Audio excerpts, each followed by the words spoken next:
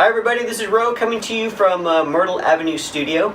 Again, here to give you some background information on the debut album, Tears and Smiles. Today I want to talk to you about track number 3.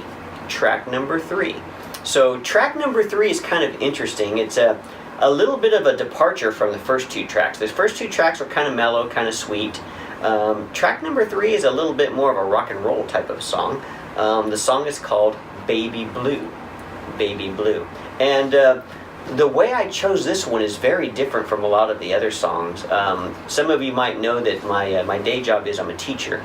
And oftentimes when I'm teaching in the classroom, there are certain days where the students are just kind of working on their projects and I'm kind of walking around helping them. And while they're doing that, we let Pandora play. And Pandora's nice. I let each of the students pick a different band and we kind of put it on a shuffle. And I usually put it on some type of classic rock or soft rock or something like that. And so we're doing our work, and all of a sudden this song starts playing that I really didn't even know who the singers were, who the band was. And it was this song, Baby Blue. And what attracted me to the song more than anything was the cool little guitar riff. And again, if you don't know what that riff sounds like, you're going to have to check the song out. But it's a really cool little guitar riff. And I remember distinctly being in the classroom at my desk. I don't know, I was probably grading something or something. And hearing that song, hearing that guitar riff, and it made me kind of lift my head. I said, that's very cool. And so then I listened to the song some more, and I said, wow, and I really like the lyrics. I like the way it sounds. It's got a lot of modulations, a lot of ups and downs, and that type of a thing. And I thought to myself, that would be a really cool, really fun song for me to sing. So I started doing some background information on it because I knew nothing about it. And it turns out that the band that sung it is called Badfinger. Badfinger. And I had heard of them, but I think they were popular. It was just a little bit before my time, so I really didn't know a whole lot about them. I just heard of them kind of vaguely.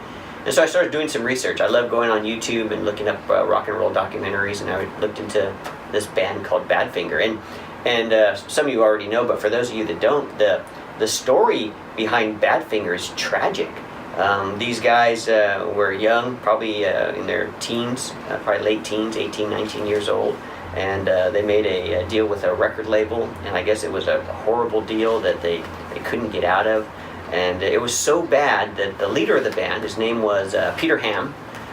Peter Ham, the leader of the band, was so bummed out about it that he committed suicide. I had no idea. I was like, oh my gosh. So the poor guy commits suicide. He's married. I think he has a little girl.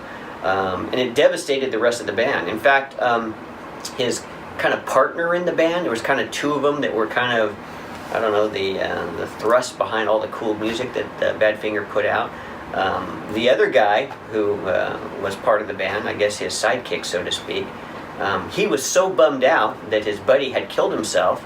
He then went into a depression, and then he killed himself. So two guys in the Badfinger band ended up killing themselves, committing suicide because of the bad record deal that they had signed when they were young teenagers. So it's very tragic, and their time in the sun is very short-lived. But they've just done some cool music, and so this particular one, again, Baby Blue, is a song by Peter Ham and the group Badfinger. So again, a little bit more rock and roll. So check it out. Hope you like it. Thanks.